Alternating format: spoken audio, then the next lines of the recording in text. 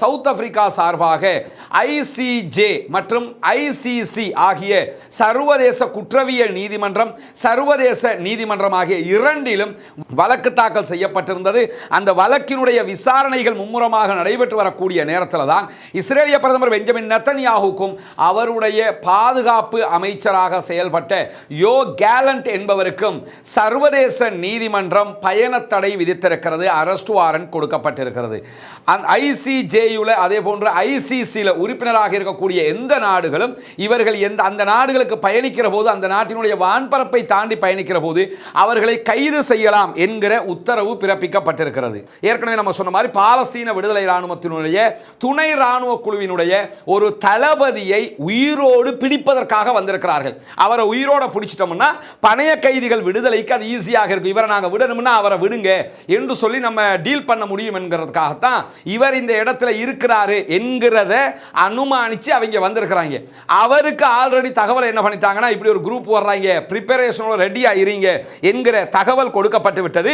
இந்த 9 பெண்கள் இருக்கிறாங்களா இல்லையா, பொம்பளை மாதிரி வேடமிட்டுக்கிட்டு வந்தவங்க, முதல்ல நீ ஆம்பளையா இருந்தா ஆம்பளை மாதிரியே வரணும். அதனால பொம்பளை மாதிரி வர்றது வெக்கம் கட்டவங்க. கேட்டா இது யுத்த தந்திரம். யுத்த தந்திரம்னா பொம்பளை மாதிரி வந்து பொம்பளை மாதிரி ஓடி போகிறதான் யுத்த தந்திரமா? அது எப்படி ஓடி இருக்காங்கன்னு பாருங்க. இந்த 9 பேரும் பெண்கள் மாதிரி உடைய உடுத்துக்கொண்டு வந்த 9 டாஸ்க் ஃபோர்ஸை சேர்ந்தவங்களும் என்ன பண்றாங்கன்னு சொன்னா, உள்ள வந்து இறங்கும் போதே பாலஸ்தீன விடுதலை அமைப்புக்கு ஆல்ரெடி தகவல் கிடைச்சிருச்சு. என்னன்னா, இதுதான் அவருடைய உளவுத்துறை தோல்வி என்பது. இப்படியான நேரத்தில் தான் இஸ்ரேலிய பிரதமர் பெஞ்சமின் நெத்தன்யாஹுவினுடைய பணிப்பின் பேர்ல ஒரு முக்கியமான தாக்குதல்கள் தற்போது இஸ்ரேலிய ஆக்கிரமிப்பு ராணுவம் உருவாக்கி இருக்கிறது. அது என்னன்னா,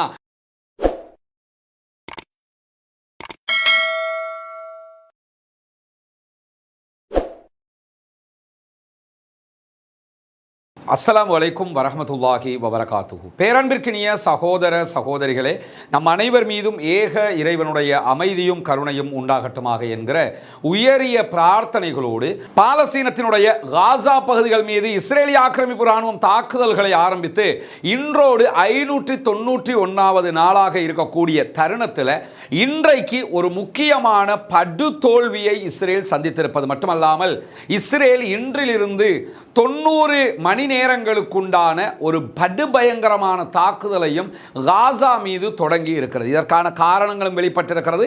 அது என்ன என்கிற விவரங்களை பார்ப்பதற்கு முன்பதாக இன்றைக்கு நடைபெற்றிருக்கக்கூடிய மிக முக்கியமான பல செய்திகளை ஆரம்பமாக நாம் பார்த்து விடுவோம். குறிப்பாக இன்றைக்கு வெளியாகி இருக்கக்கூடிய கவலைக்குரிய ஒரு செய்தி என்னன்னா, இதுவரைக்கும் கடந்த 24 மணி நேரங்களுக்குள்ளாக 136 அப்பாவி சகோதரர்கள் காசாவிலே கொல்லப்பட்டிருக்கிறார்கள், ஷஹீதாகி இருக்கிறார்கள் என்கிற செய்திகள் வெளியாகி இருக்கிற அதே நேரத்தில் அவர்களில் 40 சகோதரர்கள் மத்திய மற்றும் தெற்கு காசா பகுதிகளில் கொல்லப்பட்டிருக்கிறார்கள், ஷஹீதாகி இருக்கிறார்கள்.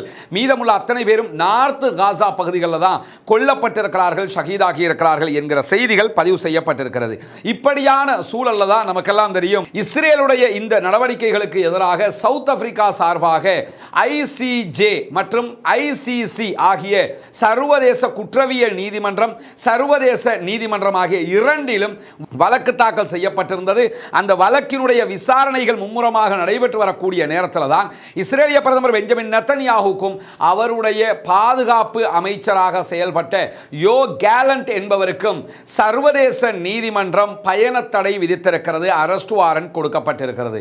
அந்த ஐசிஜேயுல அதே போன்று ஐசிசியில் உறுப்பினராக இருக்கக்கூடிய எந்த நாடுகளும் இவர்கள் அந்த நாடுகளுக்கு பயணிக்கிற போது, அந்த நாட்டினுடைய வான்பரப்பை தாண்டி பயணிக்கிற போது அவர்களை கைது செய்யலாம் என்கிற உத்தரவு பிறப்பிக்கப்பட்டிருக்கிறது. இந்த மாதிரியான சந்தர்ப்பத்தில் ஐசிசி இன்டர்நேஷனல் கிரிமினல் கோர்ட்ல இருந்து சர்வதேச நீதிமன்றம் ஒரு முக்கியமான தீர்ப்பை கொடுத்திருந்தது.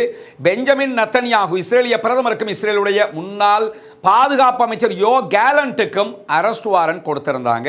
ஐசிசியில் உறுப்புரிமை பெற்றிருக்கக்கூடிய எந்த நாடுகளுக்கு அவங்க பயணம் மேற்கொண்டாலும் அவர்கள் கைது செய்யப்பட வேண்டும் என்பது அந்த உத்தரவினுடைய சாராம்சமாக இருக்கிறது. இந்த நேரத்தில் தான் ஏற்கனவே போப் பிரான்சிஸ் அவர்கள் மரணித்த நேரத்தில் கூட இஸ்ரேலிய பிரதமர் பெஞ்சமின் நெத்தன்யாஹு அந்த மரண இறுதிச் சடங்கிலே கலந்து கொள்ளவில்லை. காரணம் என்னன்னா, அவரை அந்த நாட்டுக்கு பயணிக்கிற போது கைது செய்ய வாய்ப்பு இருக்கிறது என்கிற காரணத்தினால தான் இதை எல்லாமே அவங்க தவிர்த்து கொண்டு வருகிறார்கள். இப்படியான இப்படியான சூழல்ல இந்த அரெஸ்ட் வாரண்ட் பிறப்பிக்கப்பட்டிருக்கக்கூடிய இஸ்ரேலுடைய முன்னாள் பாதுகாப்பு அமைச்சர் யோவ் கேலண்ட் இன்றைக்கு ஒரு முக்கியமான ஒப்புதல் வாக்குமூலத்தை வழங்கி இருக்கிறார். அது என்ன ஒப்புதல் வாக்குமூலம் என்று சொன்னா, பாலஸ்தீன விடுதலை அமைப்பை இந்த நிமிடம் வரைக்கும் பாலஸ்தீனத்தினுடைய ஆட்சி கட்டிலிருந்து நமக்கு அகற்ற முடியாமல் இருப்பது மிகப்பெரிய இராணுவ தோல்வி என்று அவர் பகிரங்கமாக இன்றைக்கு ஒப்புக்கொண்டிருப்பது மட்டுமல்லாமல் 591 நாட்கள் யுத்தம் நடந்து கொண்டிருக்கிறது. இவ்வளவு கால யுத்தத்தில் இதுவரைக்கும் பாலஸ்தீன விடுதலை அமைப்பு தான் காசாவை கட்டுப்படுத்தி கொண்டிருக்கிறது. ஒரு சிறிய இராணுவமுங்க, உலக அளவில் ஒப்பிட்டா இவங்க இராணுவமே கிடையாதுங்கிற அளவுக்கு உண்டான ஒரு சிறிய இராணுவம். ஆனால் இஸ்ரேல் உலகத்தில் நம்பர் 1 இராணுவங்களில் ஒன்றாக பேசப்படுகிற இராணுவம். அந்த இராணுவத்தினால இதுவரைக்கும் காசாவினுடைய ஆட்சியை கைப்பற்ற முடியல. காசாவின் ஆட்சியை பாலஸ்தீன விடுதலை அமைப்பு தான் வைத்துக் கொண்டிருக்கிறார். அதை சுட்டிக்காட்டி தான் சொல்றாரு, 591 நாட்களாக நம்ம யுத்தம் பண்ணிக்கிட்டு இருக்கிறோம், ஆனா இதுவரைக்கும் நமக்கு ஆட்சியை கைப்பற்ற முடியல, காசாவை பாலஸ்தீன விடுதலை அமைப்பு தான் ஆளுகிறது என்பது நம்முடைய மிகப்பெரிய இராணுவ தோல்வியாக இருக்கிறது. இது சாதாரண தோல்வி அல்ல, இஸ்ரேலுக்கு பேரழிவு தரக்கூடிய ஒரு பெரும் தோல்வி என்று சொல்லி இஸ்ரேலுடைய முன்னாள் பாதுகாப்பு அமைச்சர் யோவ் கேலண்ட் இன்றைக்கு பகிரங்க வாக்குமூலம், ஒப்புதல் வாக்குமூலம் கொடுத்திருக்கிறார். இதைத்தான் நம்ம திரும்ப திரும்ப சொல்றோம். பாலஸ்தீனத்தில் ஒவ்வொரு நாளும் நூற்றுக்கணக்கான அப்பாவிகள் கொல்லப்படுகிறார்கள், ஷஹீதாக்கப்படுகிறார்கள். ஆனால் அப்பாவிகள் மரணிக்கிறார்கள் என்பதால் பாலஸ்தீனம் தோற்றுவிட்டது என்ற அர்த்தம் இல்லை. இந்த நிமிடம் வரைக்கும் பாலஸ்தீன விடுதலை அமைப்பை அழிக்க முடியவில்லை.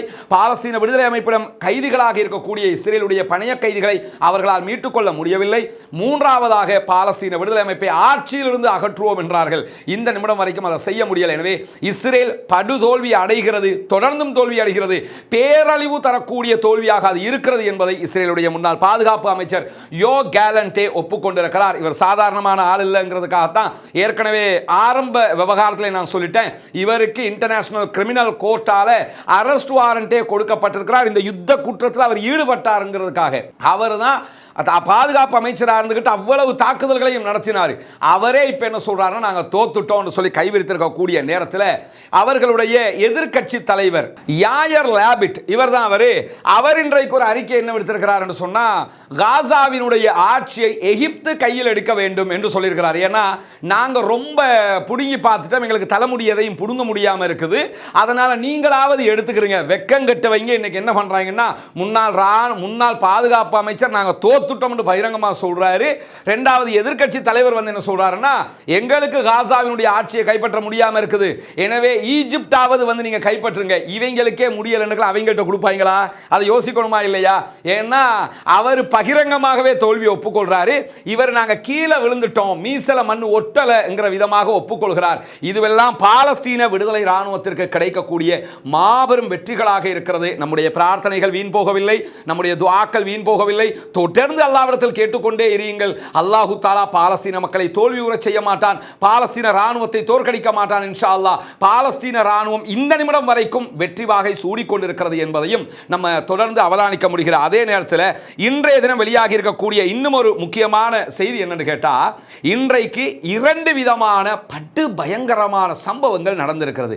அதுல முதலாவது சம்பவம் என்னன்னு கேட்டா, பாலஸ்தீன விடுதலை அமைப்பினுடைய ராணுவ பிரிவு விடுத்திருக்கக்கூடிய அறிக்கைகளை நார்த் காசா பகுதிகளில் இருக்கக்கூடிய பைத் லாகியா பகுதிகளுக்கு மேற்கில் இருக்கக்கூடிய அல் அதார்தா என்கிற ஒரு பகுதி, இந்த பகுதியில் ஒரு பதுங்கி இருந்து பங்கருக்குள்ள பதுங்கி இருந்து வெளியில வந்து நடத்தப்பட்ட ஒரு படுபயங்கரமான தாக்குதல்களில் இஸ்ரேலிய ஆக்கிரமிப்பு ராணுவத்திற்கு எதிராக 2 ஷாவால் குண்டுகள் மூலமான பயங்கர தாக்குதல்கள் நடத்தப்பட்டிருக்கிறது. அதே நேரத்தில் ஒரு டேண்டம் ஏவுகணை மூலமான தாக்குதலும் நடத்தப்பட்டிருக்கிறது என்று பாலஸ்தீன விடுதலை அமைப்பு அறிவித்திருப்பது மட்டுமல்லாமல், இந்த தாக்குதல்களில் 3 இஸ்ரேலிய ஆக்கிரமிப்பு ராணுவத்தினுடைய வெஹிக்கிள்ஸ் அழிக்கப்பட்டிருக்கிறது. ஒரு வெஹிக்கிளுக்குள்ள 5 பேர் என்று வச்சுக்கிட்டா கூட 15 பேர் அவுட் அர்த்தம்.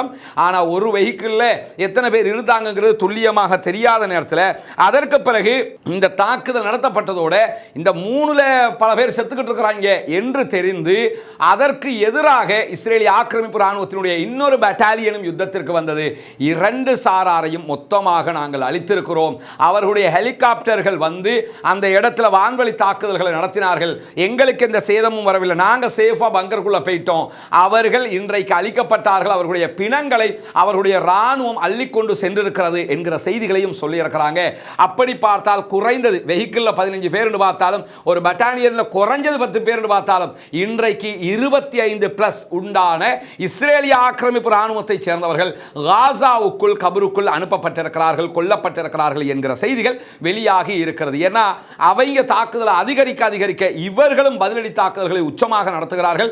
இவங்க மீண்டும் சூப்பர் பிரிப்பரேஷனோட களத்துக்கு வந்திருக்கிறாங்கிறது மிக தெளிவாக தெரிகிறது. அதனால தான் நம்ம ஆரம்பத்தில் இருந்து சொல்லுவோம், தளபதிகள் மரணிக்கிறார்கள், தளபதிகள் கொல்லப்படுகிறார்கள் என்பதால் போராட்டம் தோத்து போகாத காரணம் என்ன? அங்கே இருக்கிற ஒவ்வொருத்தரும் தலைவர்கள் தான், அங்கே இருக்கக்கூடிய ஒவ்வொருவரும் தளபதிகள் தான், அங்கே இருக்கக்கூடிய ஒவ்வொருவருமே இராணுவத்தில் வீரராக ஆகிட்டாருன்னா அவர்களுக்கு தெரியும், அவர் இல்லாட்டி இவர், இவர் இல்லாட்டி அவர் என்கிற நிலை அவர்களுக்கு தெரியும். அந்த அடிப்படையில் தான் இந்த யுத்தம் அழகாக முன்னகர்ந்து வருகிறது என்பதையும் நம்ம பார்க்க முடிகிறது. அதே நேரத்தில் இந்த நிமிடம் வரைக்கும் பாலஸ்தீன விடுதலை அமைப்புக்கும் இஸ்ரேலிய ஆக்கிரமிப்பு அரசாங்கத்துக்கும் இடையிலான சமாதான பேச்சுவார்த்தைகள் கத்தர் தலைநகர் தோஹாவிலே தொடர்ந்து நடைபெற்று வருகிறது. பேச்சுவார்த்தைகளில் எந்த விதமான முன்னேற்றங்களும் இதுவரைக்கும் இல்லை. அதற்காக பேச்சுவார்த்தைகள் முடிவுக்கு வரவும் இல்லை, முடிவுக்கு வராது பெரும்பாலும். அதுக்கு என்ன காரணம்ங்கிறத அடுத்து வரக்கூடிய செய்தி உங்களுக்கு அழகாக காட்டித்தரும். அதற்கு முன்பதாக இருக்கக்கூடிய ஒரு முக்கியமான சுவாரஸ்யமான செய்தி என்னன்னு கேட்டா, ஒரு பெரிய இழப்பு பாலஸ்தீன விடுதலை அமைப்புக்கு இடம்பெற்றிருந்தாலும் அதிலே இஸ்ரேலிய ஆக்கிரமிப்பின் படுதோல்வி அழகாக வெளிப்பட்டிருக்கிறது. அது என்னன்னா, இன்னைக்கு திங்கட்கிழமை காலையில் சரியாக 6:30 மணிக்குள்ளாக என்று சொல்லப்படுகிறது. பாலஸ்தீன விடுதலை அமைப்பினுடைய தகவல் பிரகாரம் ஃபஜ்ர் தொழுகைக்கு பிறகு என்கிற அறிவிப்பு வந்திருக்கிறது. அதே நேரத்தில் அல் ஜசீரா 6:30 மணிக்குள்ளான அந்த பகுதி என்று சொல்றாங்க. அந்த நேரத்தில் என்ன நடக்குதுன்னு கேட்டா, ஒரு வண்டி ஒன்று வருது. எங்க வருதுன்னு கேட்டா, இஸ்ரேலையும் காசாவையும் பிரிக்கக்கூடிய அந்த சுவர்கள் இருக்குதா இல்லையா, அந்த சுவர்ல இருந்து 5 கிலோமீட்டர் பின்னாடி காசாவுக்கு உள்ள ஒரு வண்டி வந்துகிட்டு இருக்குது.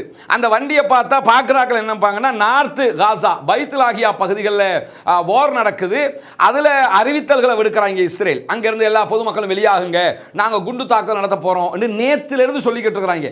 எனவே அங்கே இருந்து தப்பி வரக்கூடிய பாலஸ்தீன மக்கள் என்று மக்கள் பார்த்தா நினைக்கிற அளவுக்கு என்ன ஆகுதுன்னு கேட்டால், ஒரு வண்டி வருகுது. ஆனாலும் பொதுமக்களுக்கு ஒரு சந்தேகமும் வருது. எப்படி வருதுன்னு கேட்டால், இப்படி ஒரு வண்டி காலையில் 6:30 மணிக்கு வருதுன்னா பைத்துலாகியாவிலிருந்து குறைஞ்ச அவங்க 4 மணிக்காவது கிளம்பி இருப்பாங்க. இந்த யுத்த சூழ்நிலைக்குள்ள ஒரு வண்டி வரும்போது அதில் வெளிச்சத்தை பார்த்தாலே இஸ்ரேல் வான்வழி தாக்குதல்களை அழிச்சிருக்கணும். அப்படி எதுவுமே நடக்காம சேஃபாக ஒரு வண்டிக்கு அதிகாலை நேரத்திலேயே வந்து கொண்டிருக்கிறது. வருகிற வண்டிக்குள்ள கிட்டத்தட்ட 9 பெண்கள் இருக்கிறார்கள், முகம் மூடப்பட்ட 9 பெண்கள் இருக்கிறாங்க. பெண்கள் இஸ்லாமிய பெண்களுடைய ஆடை அணியப்பட்டிருக்கிறது. அவங்களை அடையாளம் காணாத விதத்தில் அவங்க ஃபேஸ் கவர் பண்ணி இருக்கிறாங்க. அப்படியான ஒரு வண்டி தான் காசாவுக்குள்ள வருகிறது. அந்த வண்டியினுடைய நம்பர் பிளேட்டும் காசாவினுடைய நம்பர் பிளேட்டாக இருக்கிறது. வண்டியை பார்த்தாலும் அந்த யுத்த களத்துக்கு ஏற்ற மாதிரியான ஃப்ரெஷ்ஷான வண்டி இல்லை, அதுக்கு ஏற்ற மாதிரி தூசு வடிந்த ஒரு வண்டியாக இருக்கிறது. இப்படியான ஒரு வண்டியில தான் 9 பேர் வர்றாங்க. இப்படி வருகிற நேரத்தில் என்ன ஆகுதுன்னு கேட்டால், இந்த 9 பேரும் யாருன்னு சொன்னா, இஸ்ரேலிய ஆக்கிரமிப்பு இராணுவத்தினுடைய ஸ்பெஷல் படைப்பிரிவினுடைய படையை சேர்ந்தவர்கள். அதில் 9 பேருமே ஆண்களாகவும் இருக்கிறார்கள். ஆனால் பெண்களை போன்று உருவத்தை மாற்றிக்கிட்டு தான் அவங்க உள்ளே வந்தாங்க. அது அந்த வண்டிக்குள்ளே என்ன இருக்குதுன்னா, 2 மெட்ரஸ் இருக்குது. அதே போன்று என்னென்னா, அந்த தப்பி வர்றவங்க எடுத்துக்கிட்டு வருவாங்களே, மெட்ரஸ் எடுத்துக்கிட்டு வருவாங்க, கிடைக்கிற பொருளெல்லாம் எடுத்துக்கிட்டு வருவாங்களே, அந்த மாதிரியான சில பொருட்களை எடுத்துக்கொண்டு வருகிறார்கள். எடுத்துக்கொண்டு வந்து என்ன செய்கிறாங்கன்னா, கான் யூனிஸ் பகுதிகளில் ஒரு கூடாரம் அடித்து தங்குறதுக்கு ஏற்ற மாதிரி ரெடி பண்ணுறாங்க. இந்த தகவல்கள், இந்த விவகாரங்கள் நடந்து கொண்டிருக்கும் போதே என்ன ஆகுதுன்னு சொன்னா, இவங்க யாரு, எதுக்காக வந்திருக்கிறாங்கிற தகவல்கள் பாலஸ்தீன விடுதலை இராணுவத்தினுடைய தலைமை பீடம் ஊடாக சம்பந்தப்பட்ட இடத்திற்கு தகவல் போய்விட்டது. இவங்க எதுக்காக வந்தாங்கன்னா, ஏற்கனவே நம்ம சொன்ன மாதிரி பாலஸ்தீன விடுதலை இராணுவத்தினுடைய துணை இராணுவ குழுவினுடைய ஒரு தளபதியை உயிரோடு பிடிப்பதற்காக வந்திருக்கிறார்கள். அவரை உயிரோட பிடிச்சிட்டோம்னா பணைய கைதிகள் விடுதலைக்கு அது ஈஸியாக இருக்கும். இவரை நாங்கள் விடணும்னா அவரை விடுங்க என்று சொல்லி நம்ம டீல் பண்ண முடியும் என்கிறதுக்காகத்தான் இவர் இந்த இடத்துல இருக்கிறாரு என்கிற அனுமானிச்சு அவங்க வந்திருக்கிறாங்க. அவருக்கு ஆல்ரெடி தகவல் என்ன பண்ணிட்டாங்கன்னா, இப்படி ஒரு குரூப் வர்றாங்க, பிரிப்பரேஷனோட ரெடியா இருங்க என்கிற தகவல் கொடுக்கப்பட்டு விட்டது. இந்த 9 பெண்கள் இருக்கிறாங்களா இல்லையா, பொம்பளை மாதிரி வேடமிட்டுக்கிட்டு வந்தவங்க, முதல்ல நீ ஆம்பளையா இருந்தா ஆம்பளை மாதிரியே வரணும். அதனால பொம்பளை மாதிரி வர்றது வெக்கம் கட்டவங்க. கேட்டா இது யுத்த தந்திரம், யுத்த தந்திரம்னா பொம்பளை மாதிரி வந்து பொம்பளை மாதிரி ஓடி போகிறது தான் யுத்த தந்திரமா? அது எப்படி ஓடி இருக்காங்கன்னு பாருங்க. இந்த 9 பேரும் பெண்கள் மாதிரி உடைய உடுத்துக்கொண்டு வந்த 9 டாஸ்க் ஃபோர்ஸை சேர்ந்தவங்களும் என்ன பண்றாங்கன்னு சொன்னா, உள்ள வந்து இறங்கும் போதே பாலஸ்தீன விடுதலை அமைப்புக்கு ஆல்ரெடி தகவல் கிடைச்சிருச்சு. என்னன்னா, இதுதான் அவர்களுடைய உளவுத்துறை தோல்வி என்பது. அவர்கள் இந்த இடத்துல இன்னார் இருக்கிறாருங்கிறத அடையாளம் கண்டுக்கிட்டாங்கல்ல, இவங்க அடையாளம் கண்டுக்கிட்டாங்கிறத பாலஸ்தீன விடுதலை அமைப்பு அதைவிட வேகமாக அடையாளம் கண்டுவிட்டது. அவர்களுடைய ராணுவ பிரிவு தயாராக இருந்து விட்டது. என்ன ஆகுதுன்னு சொல்லி சொன்னா, இந்த 9 பேரும் வருகிற அந்த கேப்புக்குள்ள இஸ்ரேலுடைய ஹெலிகாப்டர்களும் வருகிறது, வான்வழி தாக்குதல்களையும் நடத்துகிறார்கள். இந்த 9 பேரும் தாக்குதல்களை தொடங்குகிறார்கள். தாக்குதல்களை தொடங்கும் போது அங்க இருந்த பாலஸ்தீன விடுதலை அமைப்பினுடைய துணை ராணுவ குழு என்ன பண்ணுதுன்னு சொன்னா, பதிலடி தாக்குதல்களை நடத்த ஆரம்பித்திடுறாங்க. பாப்புலர் ரெசிஸ்டன்ஸ் கமிட்டியினுடைய ஆயுத பிரிவாக செயல்படக்கூடிய நாசர் சலாஹுத்தீன் அய்யூபி பிரிகேட்ஸினுடைய சிறப்பு படைகளுடைய தளபதி, ஸ்பெஷல் டாஸ்க் ஃபோர்ஸினுடைய தளபதியாக செயல்படுகிற சகோதரர் அகமது சர்ஹான் அவங்க தான் அந்த இடத்துல இருந்தாங்க. அகமது சர்ஹான் அவங்க ரொம்ப பிரபலமான ஒரு கேரக்டர் கிடையாது. ஆனால் சலாஹுத்தீன் அய்யூபி படைப்பிரிவினுடைய மிகச்சிறந்த களத்தடுப்பு களத்திலே இருந்து போராடக்கூடிய ஒரு தளபதியாக அறியப்பட்டவர் சலாஹுத்தீன் அய்யூபி. யாருன்னு சொல்லி நீங்க தேடி பாருங்க. ஒரு மிகச்சிறந்த பாலஸ்தீன விடுதலை இராணுவத்தினுடைய தளபதியாக செயல்பட்டவர். அவருடைய வரலாறு தனியானது, புல்லரிக்கிற வரலாறை கொண்டவர் அவர். அவருடைய பெயரில் இயங்கக்கூடிய ஒரு இராணுவ பிரிவு தான் இது. இந்த இராணுவ பிரிவு பாலஸ்தீன விடுதலை அமைப்போடு இணைஞ்சு செயல்படுறவங்க. உடனடியாக தகவல் கிடைச்சதோடு பாலஸ்தீன விடுதலை அமைப்பு பாப்புலர் ரெசிஸ்டன்ஸ் கமிட்டிக்கு அறிவித்தலை கொடுத்துட்றாங்க. அவங்க என்ன செய்யறாங்கன்னா, நாசர் சலாஹுத்தீன் அய்யூபி படைப்பிரிவுக்கு தகவலை கொடுத்துட்றாங்க.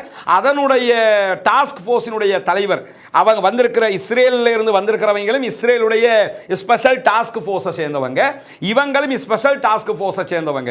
இந்த ஸ்பெஷல் டாஸ்க் ஃபோர்ஸை பொறுத்தவரையில் எப்பயாவது ஒரு கடினமான படைப்பிரிவாக கடினமான யுத்தத்தில் தான் களமிறக்கப்படுவாங்க.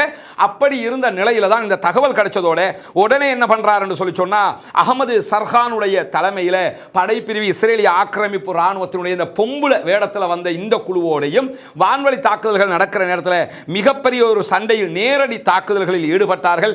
இதனுடைய விளைவாக அகமது சர்ஹான் அவர்கள் இந்த தாக்குதல்களில் கொல்லப்பட்டார்கள், ஷஹீதானார்கள். இன்னா லில்லாஹி வ இன்னா இலைஹி ராஜிஊன். அவருக்கு அல்லாஹு தஆலா ஷஹீதுடைய அந்தஸ்தை கொடுக்க வேண்டும், அவருக்கு உயர்தரமான சொர்க்கத்தை கொடுக்க வேண்டும், உயர்தரமான சொர்க்கத்தினுடைய அந்தஸ்துகளை அவருக்கு அல்லாஹு தஆலா கொடுக்க வேண்டும். தன்னுடைய இறுதி நிமிடம் வரைக்கும் பாலஸ்தீன விடுதலைக்காக போராடி இருக்கிறார். இந்த சந்தர்ப்பத்தில் என்ன பண்றாங்கன்னா, அவருடைய மனைவியையும் 2 பிள்ளைகளையும் இஸ்ரேலிய ஆக்கிரமிப்பு இராணுவம் பணைய கைதிகளாக பிடித்திருக்கிறார்கள், கைது பண்ணி இருக்கிறார்கள். அவங்கள கைது பண்ணி இருக்கிறாங்களே தவிர சலாஹுத்தீன் அய்யூபி படைப்பிரிவினுடைய ஸ்பெஷல் டாஸ்க் ஃபோர்ஸினுடைய தலைவர் அகமது சர்ஹான் அவங்களை உயிரோடு பிடிக்கிறது அவங்களுடைய நோக்கம். அவரை உயிரோடு பிடிக்க முடியவில்லை. கடைசி வரை போராடி பாலஸ்தீன மண்ணுக்காக, பாலஸ்தீன மக்களுக்காக தன் உயிரை கொடுத்து ஷஹீத் என்கிற அந்தஸ்தை அவர் பெற்றுக்கொண்டிருக்கிறார் என்கிற கவலையான சம்பவம் இன்றைக்கு நடந்திருந்தாலும் அந்த கவலையில் இருக்கக்கூடிய மிகப்பெரிய வெற்றி என்னன்னு சொன்னா, இஸ்ரேலிய ஆக்கிரமிப்பு இராணுவம் படு தோல்வி அடைந்திருக்கிறது. இன்னும் சொல்ல போனா, அகமது சர்ஹான் அவர்களுடைய பாடியை கூட அவங்களால எடுக்க முடியல. உடனடியாக அகமது சர்ஹான் அவர்களுடைய பாடியை பாலஸ்தீன விடுதலை அமைப்பு யுத்தத்தோடு யுத்தமாக பங்கருக்குள்ள எடுத்துக்கிட்டு போயிட்டாங்க. ஏன்னா பாடியை எடுத்துக்கிட்டு போயாவது டிமாண்ட் பண்றதுக்கு யோசிச்சிருப்பாங்க, அது கூட முடியாது என்கிற ஒரு நிலையை உண்டாக்கிட்டாங்க. பொதுவாக இந்த பாடியெல்லாம் ஜனாசாவை எல்லாம் எடுத்துக்கிட்டு போய் டிமாண்ட் பண்ணினா அவங்க அதை மதிக்கவே மாட்டாங்க. காரணம் என்னன்னா, இதுவரைக்கும் யஹ்யா சின்வாருடைய ஜனாசா அவங்க கையில் தான் இருக்குது. அதை வச்சுக்கிட்டு டிமாண்ட் பண்ணினா எல்லாம் இவங்க அதுக்கு மசியக்கூடிய ஆக்கள் இல்லை. ஆனால் ஜனாசாவையும் அவர்கள் கையில் கிடைக்காத வகையில் பாலஸ்தீன விடுதலை அமைப்பு என்ன பண்ணிட்டாங்கன்னு சொன்னா, மீட்டு கொண்டு விட்டார்கள். ஆனால் அகமது சர்ஹான் அவர்களுடைய மனைவியும் பிள்ளைகளும் இஸ்ரேலிய ஆக்கிரமிப்பு இராணுவத்தினால் கடத்தப்பட்டிருக்கிறார்கள், பணைய கைதிகளாக பிடிக்கப்பட்டிருக்கிறார்கள் என்கிற செய்திகளுக்கு மத்தியில் நாசர் சலாஹுத்தீன் அய்யூபி படைப்பிரிவினுடைய அறிக்கை வெளியாகி இருக்கிறது. அதில் அவங்க என்ன சொல்றாங்கன்னு சொன்னா, சர்ஹான் அவர்கள் தியாகியாக மாறியிருக்கிறார். கான் யூனிஸ்ல இருக்கக்கூடிய அவருடைய வீட்டில் வைத்து அவரை கைது செய்வதற்கு முயன்றார்கள். ஆனால் ஜியோனிச ஆக்கிரமிப்பு இராணுவத்தோட அவர் சண்டையிட்டு உயிர் தியாகம் அடைந்திருக்கிறார். இந்த நடவடிக்கை இஸ்ரேலுக்கு படு தோல்வி என்கிற காட்சியை உருவாக்கி இருக்கிறது என்கிற செய்திகளுக்கு மத்தியில் இஸ்ரேலிய இராணுவ வானொலி ரேடியோவினுடைய நிருபர் ஒருவர் பேசுகிற நேரத்தில் சொல்லியிருக்கக்கூடிய ஒரு வார்த்தை இன்றைக்கு ஹைலைட்டாக பேசப்படுது. என்னன்னா, இந்த சம்பவத்தில் ஒரே ஒருவரை பிடிப்பதற்காக இத்தனை பேரை நாம் இழந்து இவ்வளவு பெரிய இழப்பை சந்தித்து தோல்வியோடு திரும்பி இருப்பது என்பது வெட்கக்கேடானது என்று சொல்லியிருக்கிறார். இதுவும் அவர்களுடைய மிகப்பெரிய தோல்வியை காட்டுகிற அதே நேரத்தில் இந்த காட்சியில் இருக்கக்கூடிய இந்த பகுதிகளில் தான் அந்த தாக்குதல் நடத்தப்பட்டதாக சொல்லப்படக்கூடிய சம்பவங்கள் பதிவாகி இருக்கிறது. இப்படியான ஒரு நேரத்தில் தான் இஸ்ரேலிய பிரதமர் பெஞ்சமின் நெதன்யாகுவினுடைய அறிவிப்பின் பிரகாரம், அன்பிற்கினிய சகோதர சகோதரிகளே, நமக்கெல்லாம் தெரியும் புனிதமிக்க ஹஜ் பெருநாளை நம்ம நெருங்கிக்கிட்டு இருக்கிறோம். ஹஜ் பெருநாளுடைய ஒரு சுன்னத்தான காரியமாக இஸ்லாம் நமக்கு கற்றுத்தந்திருக்கக்கூடிய ஒரு காரியம்தான் நம்ம இப்ராஹிம் அலைஹிஸ்ஸலாம் அவருடைய தியாகத்தை போற்றும் விதமாக ஆடு மாடு ஒட்டகங்களை பலி கொடுத்து அந்த இறைச்சிகளை நம்ம ஏழைகளுக்கு பங்கு வைக்க வேண்டும், அவர்களுக்கு உணவாக கொடுக்க வேண்டும். அதை நம்ம குர்பானி என்கிற பெயரில் நம்ம அழைச்சிக்கிட்டு இருக்கிறோம். இந்த குர்பானியினுடைய நிகழ்வுகள் கடந்த வருடத்தை போன்று இந்த வருடமும் நம்ம முன்னெடுக்க இருக்கிறோம். இலங்கை ரூபாவில் ஒரு மாட்டில் 7 பேர் நம்ம பங்கு சேர முடியும். இலங்கை ரூபாவில் ஒரு பங்குக்கு 39,000 என்று நிர்ணயிக்கப்பட்டிருக்கிறது. அதற்கேற்ற மாதிரி நீங்கள் கூகுள் பண்ணி கரன்சி ரேட்டில் ஒவ்வொரு நாட்டிலையும் அது என்ன பெருமதி வரும் என்பதை நீங்கள் கவனித்து கொள்ள முடியும். அதே நேரத்தில் ஒரு முழு மாட்டையே நான் ஏழைகளுக்கு தர்மம் செய்ய நினைக்கிறேன், குர்பானி கொடுக்க நினைக்கிறேன் என்பவர்களும் அதை தந்து உதவுங்கள். இல்லை நாங்கள் பங்கு சேர்றோம் என்று விரும்புகிறவங்களும் தாராளமாக பங்கு சேர முடியும். இல்லை நாங்கள் ஒரு ஆடு கொடுப்பதற்கு விரும்புகிறோம் என்று நினைக்கிறவங்களும் அந்த மாதிரி உதவிகளை செய்ய முடியும்.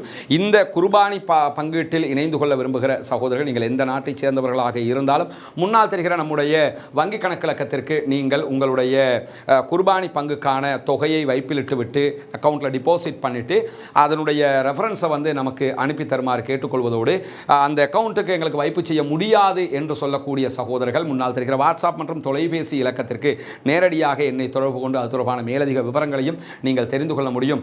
இந்த தடவை நம்ம இந்த குர்பானி பிராணிகளை அவுட் ஆஃப் கலம்போல தான் கொடுக்க இருக்கிறோம். எனவே அவுட் ஆஃப் கலம்பில் இருக்கக்கூடிய ஏழை எளிய மக்களுக்கு மேலதிகமாக இது போய் சேர வேண்டும் என்கிற ஒரு நல்ல நோக்கத்தில் தான் இது செய்யப்படுகிறது. எனவே இதற்காக உதவக்கூடிய சகோதர சகோதரிகள், தாய்மார்கள், நண்பர்கள் அனைவரும் உங்களுடைய குர்பானி பிராணிகளை தந்து உதவுங்கள். இப்படியான நேரத்தில் தான் இஸ்ரேலிய பிரதமர் பெஞ்சமின் நெதன்யாகுவினுடைய பணிப்பின் பேரில் ஒரு முக்கியமான தாக்குதல்கள் தற்போது இஸ்ரேலிய ஆக்கிரமிப்பு இராணுவம் உருவாக்கி இருக்கிறது. அது என்னன்னா, பாலஸ்தீன விடுதலை அமைப்பை அவர்களால் அழிக்க முடியவில்லை, பாலஸ்தீனத்தை அவர்களால் கைப்பற்ற முடியாமல் இருக்கிறது. அதே நேரத்தில் அமெரிக்க ஜனாதிபதி தன்னிச்சையாக ஹூதிகளோட ஒரு சமாதான உடன்படிக்கைக்கு போயிட்டாரு. தற்போது ஈரானோடும் சமாதான உடன்படிக்கை பேச்சுவார்த்தைகள் நடைபெற்று வருகிறது. எனவே இஸ்ரேலுக்கு இருக்கக்கூடிய மிகப்பெரிய பிரச்சனைனா, இதெல்லாம் நடந்துகிட்டு இருக்கும்போது அடுத்ததாக பாலஸ்தீன விடுதலை அமைப்போடும் சமாதானம் என்று ஆகிவிட்டால் இஸ்ரேலிய பிரதமருக்கு ஆட்சி கைமீறி போய்விடும் என்பதால் தான் இந்த ராணுவ நகர்வுகளை அவர் எடுத்திருப்பதாக சொல்லப்படுகிறது. இதற்கு கிதியோன் சர்சர்ஸ் என்கிற ஒரு பேர் தான் வைக்கப்பட்டிருக்கிறது. இந்த நடவடிக்கை மூலமாக காசாவுக்குள்ள பல தாக்குதல்களை அவர்கள் மும்முரமாக முன்னெடுத்துக் கொண்டிருக்கிறார்கள். குறிப்பாக எபிரேயு பகுப்பாய்வின் பிரகாரம் இந்த தாக்குதல்களுக்கான காரணமாக என்ன பேசப்படுகிறது என்று சொன்னால், கடைசி நிமிடத்தில் அதிகபட்ச இழப்புகளை காசா மக்களுக்கு உண்டாக்குவதுதான் நோக்கம் என்று பேசப்படுது. ஏன்னா அங்க சமாதான பேச்சுவார்த்தைகள் நடந்து கொண்டிருக்கக்கூடிய நேரத்தில் சமாதானம் என்று ஆகிட்டா இங்க யுத்தத்தை நிறுத்த வேண்டி வந்துடும். எனவே இந்த தாக்குதல்களை உச்சமாக அவர்கள் நடத்த ஆரம்பித்திருக்கிறார்கள். எடியோ தஹ்ரனோத் அதே போன்ற ஹேரேட்ஸ் ஆகிய இஸ்ரேலுடைய பத்திரிகைகள் இன்றைக்கு வெளியிட்டிருக்கக்கூடிய பகுப்பாய்வின் பிரகாரம் வெளியாகி இருக்கக்கூடிய மிக முக்கியமான செய்தி என்னன்னு கேட்டா, ஈரான் அதே போன்று ஹூத்திகளுடனான அமெரிக்காவினுடைய இந்த செயல்பாடுகள்ங்கிறது வாஷிங்டன் இவர்களோடு நேரடியான ஒரு சமாதானத்திற்கு முன்னேறி கொண்டிருக்கிறது என்பதை காட்டுகிறது. எனவேதான் இஸ்ரேல் இந்த நடவடிக்கையை எடுக்கிறார்கள் என்று அவர்களே இப்படியான ஒரு கருத்தை முன்வைத்திருப்பது மட்டுமல்லாமல், இந்த புரிதலை இஸ்ரேல் எப்படி எடுத்துக்கொள்றாங்க என்று சொன்னா, தெஹரான் மீதான தடைகளை அவசரமாக தளர்த்துவதற்கான வாய்ப்புகளை அமெரிக்கா உருவாக்குகிறது. என்னதான் வெளியில் ஈரானுக்கு குண்டு போடுவேன், அது செய்வேன், இது செய்வேன்னால கண்டிப்பாக அது நடக்க போகிறது கிடையாதுங்கிறது வெளிப்படையாக தெரியுது. ஈரானோட ஒரு ஒப்பந்தத்துக்கு அமெரிக்கா போகிறாங்க. அந்த ஒப்பந்தத்துக்கு போனாங்கன்னு சொன்னால் உடனடியாக ஈரான் மீது இருக்கக்கூடிய தடைகளை எல்லாம் அமெரிக்கா நீக்கிடுவாங்க. இப்போ சிரியாவுக்கு அறிவித்த மாதிரி அப்படி நீக்கிட்டாங்கன்னா ஈரான் மலமலன்னு அடுத்த கட்டம் முன்னேற ஆரம்பிச்சிருவாங்க. எனவே அதற்கான வாய்ப்பு இருக்கிறது என்று இவர்கள் அச்சப்படுகிறார்கள். அதே நேரத்தில் செங்கடல்ல ஹூத்திகளோட ஒரு சமாதான உடன்படிக்கை நகர்வு இருக்கிறது. இப்படியான நேரத்தில் இஸ்ரேல் மீதும் சுய கட்டுப்பாட்டை அமெரிக்கா விதிக்கும் என்று அவர்கள் எதிர்பார்க்கிறார்கள்.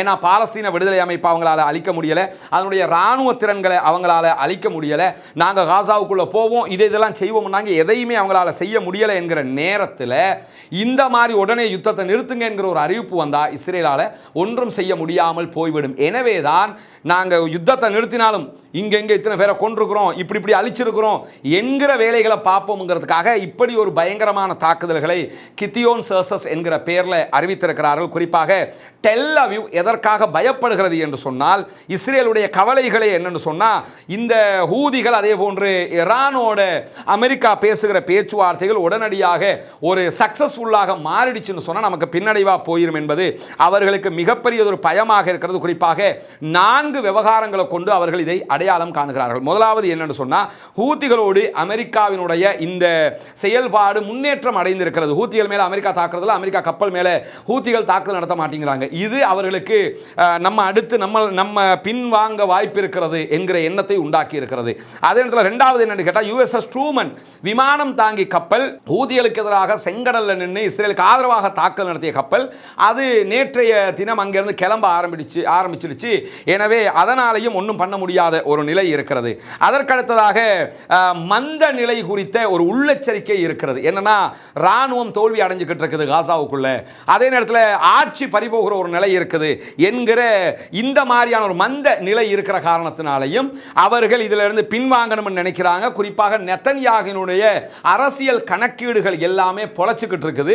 எனவே உடனடியாக யுத்தம் நிறுத்தப்பட்டால் நெத்தன்யாகு அரசியல் அனாதையாக்கப்பட்டு விடுவார். அவர் மீதான வழக்குகள் விசாரணை துரிதப்படுத்தப்பட்டுவிடும். தேர்தல் நடத்தப்பட வேண்டி வரும். தேர்தல் நடத்தினா தேர்தலில் தோல்வி அடைஞ்சிருவார். அதையெல்லாம் தடுக்கணுமாக இருந்தால் யுத்தம் நின்னாலும் நாங்கள் யுத்தத்தில் ஜெயிச்சிட்டோம் பாருங்க, இந்த இத்தனை பேரை கொண்டுட்டோம் பாருங்க என்று பொதுமக்களை கொள்வதை சாதனையாக காட்டுவதற்கு முயற்சி பண்ணுகிறார் என்பது மிக தெளிவாக வெளியான ஒரு செய்தியாக இருந்தாலும் இதில் என்ன பார்க்குறாங்கன்னு சொன்னால், நிறைய பங்கர் பஸ்டர் பாம்களை போடுவதற்கு முயற்சி பண்ணுகிறார்கள். ஏன்னா ரஃபாவில் இருக்கக்கூடிய சுரங்கப்பாதைகளை அழிப்பது தான் இவர்களுடைய முதன்மை திட்டமாக சொல்லப்பட்டிருக்கிறது. ஆனால் அவங்களுக்கே தெரியும், இந்த சுரங்கப்பாதைகள் பாலஸ்தீன விடுதலை அமைப்பினுடைய முதுகெலும்பே அதுதான். அதனால தான் அழிக்க பார்க்குறாங்க. ஆனால் அதை அழிக்கிறதுங்கிறது அசாத்தியமானது என்று தெரிந்து கொண்டே இதனை நாங்கள் செய்ய போகிறோம் என்று சொல்லியிருக்கிறாங்கன்னா, நாங்கள் இத்தனை சுரங்கப்பாதையை அழிச்சோம் அத்தனை சுரங்கப்பாதையை அழிச்சோம் என்று சொல்லி பொய்யாக சொல்லலாம்ல. அதுக்காக என்ன பார்க்குறாங்கன்னு சொன்னால், இந்த யூரோப்பியன் மருத்துவமனையின் மேலே குண்டை போட்டுட்டு எஹியா சின்வார் சகோதரரை கொண்டுட்டோம்னு சொல்லி சொன்னாங்க. ஆனால் அப்படி அங்கே யாருமே கொல்லப்படலை. ஆனால் எஹியா சின்வாருடைய இன்னொரு சகோதரர், யுத்தத்துக்கு சம்பந்தம் இல்லாதவர், ப்ரொஃபஸர், அவர் கொல்லப்பட்ட இடம் வேறு. அவர் கேம்ப் மேலே அடித்த அட்டாக்ல வச்சு தான் அவர் கொல்லப்பட்டாருங்கிறத நம்ம பார்த்துருக்கிறோம். இந்த மாதிரி என்ன பண்ணுறாங்கன்னா, வெற்றியை சுவீகரித்துக் கொள்வதற்காகவும் உளவுத்துறை தோல்வி ஒன்று இருக்குது. அக்டோபர் 7ஆம் தேதி இஸ்ரேல் மேலே பாலஸ்தீன விடுதலை அமைப்பு நடத்திய தாக்குதல் என்பது மொசாதினுடைய படுதோல்வியாக பார்க்கப்படுகிறது. இப்படி பாலஸ்தீன விடுதலை அமைப்பினுடைய சில குழுக்களுடைய தலைவர்களை கைது பண்ணினா, ஏற்கனவே சலாஹுத்தீன் அய்யூபி படைப்பிரிவினுடைய தலைவரை கடத்த போனாங்கல்ல, உயிரோட பிடிக்க போனாங்கல்ல, இப்படி யாரையாவது பிடிச்சிட்டாயா நாங்கள் பார்த்தீங்களா எங்களுடைய உளவு பிரிவு துல்லியமாக கண்டறிஞ்சு தூக்கிட்டுமாங்கல்ல, இப்போ கூட அசிங்கப்பட்டாங்களா இல்லையா, அவங்க துல்லியமாக கண்டுபிடிச்சேன்னு சொல்ல பார்த்தாங்க. ஆனால் துல்லியமாக அதுக்கு பின்தொடர்ந்து போய் பாலஸ்தீன விடுதலை அமைப்பு அதை முறையடித்திருக்கிறது. அதே நேரத்தில் ட்ரம்ப் கடுமையான அழுத்தங்களை நெத்தன்யாகுக்கு கொடுக்கிறார் என்று இன்றைக்கு நெத்தன்யாகுவை பகிரங்கமாக சொல்லியிருக்கிறார். இதெல்லாம் இந்த அரபு நாடுகளுக்கு அவர் போயிட்டு போனதுக்கு அப்புறம் இந்த அழுத்தம் கொடுக்கிறதாக சொல்லப்படுகிறது. வல்லாஹு ஆலம். ஆனால் உடனடியாக யுத்தத்தை நிறுத்தணும்னு சொல்லி ட்ரம்ப் சொல்வதாகவும், அதனால் தான் இந்த தாக்குதல்களை நாங்கள் ஆரம்பிக்கிறோம், ஏன்னா உடனடியாக யுத்தம் நின்றுடுச்சுன்னு சொன்னால் அவங்க படுதோல்வி என்பது வெளிப்படையாக அமைஞ்சுவிடும். அதனால தான் இப்பொழுது முன்னாள் பாதுகாப்பு அமைச்சரே, இஸ்ரேலுடைய பாதுகாப்பு அமைச்சரே அப்படி சொல்லுகிறார் என்கிற செய்திகள் எல்லாம் வெளியாகி கொண்டிருக்கக்கூடிய நேரத்தில் தான் இந்த தாக்குதல்களை அவர்கள் மும்முரமாக ஆரம்பித்திருக்கிறார்கள். இந்த தாக்குதல்களால் பாலஸ்தீன அப்பாவிகளை கொள்வதற்கு அவர்கள் முயற்சி செய்தாலும் நிஜமாக அவர்களால் இந்த யுத்தத்தில் வெற்றி பெற முடியாது. எனவே 20 நிமிடங்கள் மாத்திரமே நடைபெற்ற பாலஸ்தீன விடுதலை அமைப்பினுடைய துணை ராணுவ குழுவினுடைய ஸ்பெஷல் டாஸ்க் போர்ஸினுடைய தளபதியை கொள்வதற்கு கைது செய்வதற்கான முயற்சி தோல்வியில் முடிந்திருக்கிறது. பாலஸ்தீன விடுதலை அமைப்பு தான் இன்றைக்கும் வெற்றி பெற்றிருக்கிறது என்கிற செய்திகள் வெளியாகி கொண்டிருக்கக்கூடிய நேரத்தில் பாலஸ்தீனம் வெற்றி பெற வேண்டும், பாலஸ்தீனம் சுதந்திரம் அடைய வேண்டும், பாலஸ்தீன மக்களும் நம்மை போன்ற நிம்மதியான மாற வேண்டும், வாழ வேண்டும் என்கிற உயரிய பிரார்த்தனைகளோடு பாலஸ்தீன மக்களுக்காக தொடர்ந்து பிரார்த்திக்கிற அதே நேரம் குனுத்து நாசிலாவை ஓத மறந்து விடாதீர்கள் சகோதரரை. பாலஸ்தீன மக்களுக்காக ஜனநாயக ரீதியாகவும் குரல் எழுப்புவோமாக. வாஹர் தஅவானா அல்ஹம்துலில்லாஹி ரப்பில் ஆலமீன்.